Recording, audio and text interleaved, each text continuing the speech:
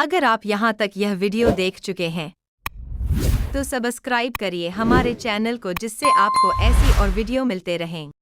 सबके काम हो रहे हैं, मेरा क्यों नहीं हो रहा? तो विश्वास रखकर 5 सोमवार, 6 सोमवार, 7 सोमवार इसको कर कर देखिएगा। गणेश जी का स्थान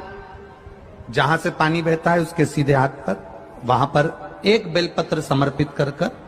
थोड़ा सा जल वहां समर्पित करिए। षडानंद कार्तिकेय का स्थान एक बेलपत्र समर्पित कर कर थोड़ा सा जल वहां समर्पित करिए। अशोक सुंदरी का स्थान थोड़ा सा जल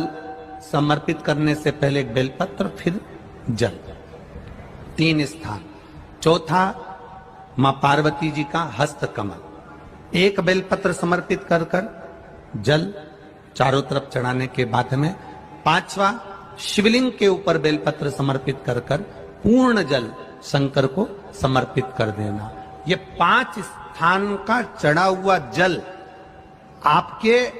जो काम अटक रहे हैं, श्रावण के महीने में किसी भी एक सोमवार को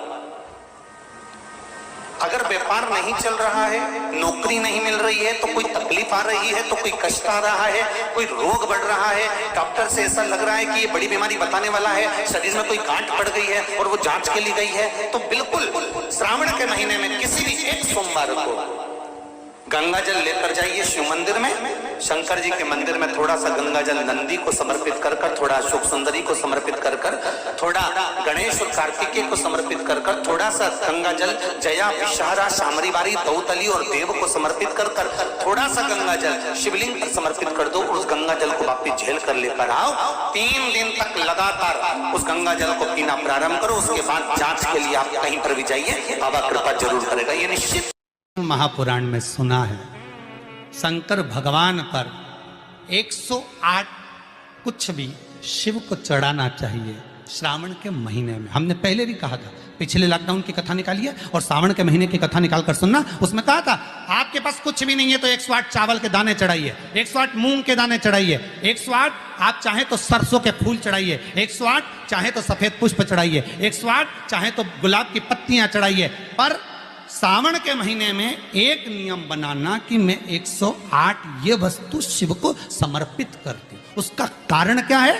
तो स्कंद पुराण में लिखा है शंकर भगवान को सावन के महीने में जब हम 108 कोई वस्तु समर्पित करते हैं तो शंकर उसको लाख और करोड़ों गुना कर कर हमको पूरे वर्ष में प्रदान कर देता है। बेलपत्र की पूजन आप साल भर में अगर एक दिन भी आपने बेलपत्र को जल चढ़ाया है, एक दिन भी बेलपत्र को नमन करा है, एक दिन भी बेलपत्र के वृक्ष को यदि तुमने पूजा है, साल भर में एक दिन भी आपने अगर बेलपत्र की आराधना करी है, तो आप जब जब सोमवार का व्रत रखती हो, प्रदोष का व्रत रखते हो, आप जब जब शिवरात्रि का व्रत रखते हो, आप जब संकट सोमवार का व्रत रखते हो, पशुपति व्रत रखते हो, तो तुम्हारे उस व्रत को सफल बनाने के लिए बेलपत्र का वृक्ष भी तुम्हारे लिए व्रत रखता है, जिससे तुम्हें फल की प्राप्ति। 7 चुल्लू जल या तुम्हारे हाथ में जो लोटा होता है पानी का, उस जल को जब डालते हैं 7 बार धीरे धीरे धीरे धीरे उत्तर की ओर मुख कर कर, दक्षिण में बैठकर उत्तर की ओर मुख कर कर जब 7 बार जल दिया जाता है, दल चढ़ाया जाता है, 7 वृक्ष की पत्तियों को तोड़कर शिव जी को चढ़ाया जाता है। कितना भी कष्ट का समय चल रहा हो, वो कष्ट का समय कट ही जाता है और कुछ अच्छी खबर मिलती जरूर है। कभी यदि आप लोग 71 पत्ते शमी पत्र के हाथ की अंजलि में लेकर, उस पर हाथ की अंजलि में लेकर 71 ही चावल के दाने, पूर्ण अक्षत, क्योंकि शंकर भगवान को खंडित अक्षर मान्य नहीं है, तो पूर्ण अक्षत, जो पूर्ण अक्षत होते हैं चावल का संपूर्ण दाना, पूरा दाना, कोई टूटा हुआ ना, पूर्ण अक्षत, 71 शमी के पत्ते, 71 चावल के दाने हाथ की अंजलि में लेकर, जो सम्मान ना करता हो, चिचिर प्रवृत्ति का हो, भाव शुद्ध ना हो, ऐसे जीव का स्मरण कर कर अशोक सुंदरी हाथ में रखकर अशोक सुंदरी को छुआकर जो शंकर के शिवलिंग को समर्पित कर देता है, भगवान उसके हृदय में शीतलता का अनुभव कराता है, उत्पन्न करता है। उस हरतालिका तीज के दिन 1 लोटा पानी, उसमें थोड़ा सा पिसा हुआ चावल पीस के गला लेना चावल को और पीस लेना, पीस के उस पानी में मिला लेना और मिलाकर उसमें थोड़ी सी हल्दी पीसी हुई डालकर बटकेश्वर महादेव के नाम से बड़ के पेड़ के नीचे अपनी कामना कर कर जो कर्जा हुआ है उस कर्जे का भान देते हुए, स्मरण देते हुए छोड़ दे।